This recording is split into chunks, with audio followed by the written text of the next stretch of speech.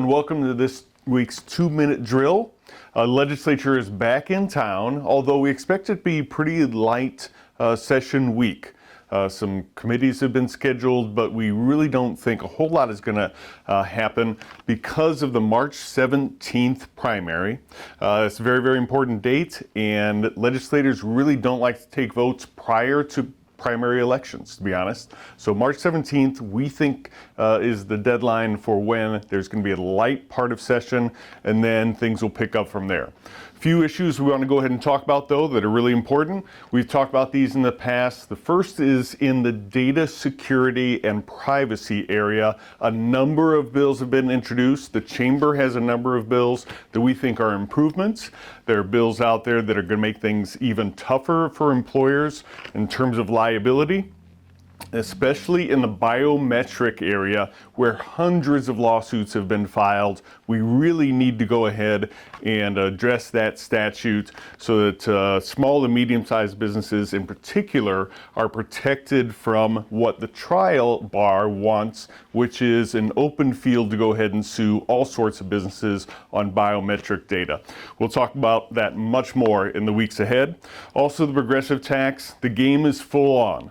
The governor in his State of the State address and his budget address are talking about the progressive tax as the cure for all of Illinois' problems. It is not by any means.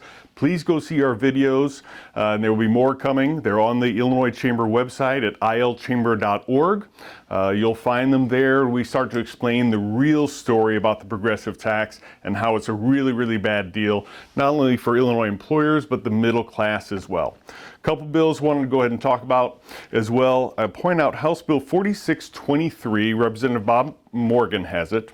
We've negotiated with him on this bill, but it's an indication of the fact that cannabis legislation is going to be out there for the rest of our careers, frankly. It says that if you have a medical card and you fail a drug test, you cannot automatically be terminated. So we think that there's a balance to be had here. It's safety-specific jobs are going to be protected. It's only medical, not the recreational cannabis that we've just seen enacted here. But know that that bill is out there, and cannabis legislation and litigation is going to be constant for now, for maybe the rest of our careers. Finally, House Bill 9 is out and around. That is paid family leave, 6 weeks. We don't think this is the real bill, House Bill 9.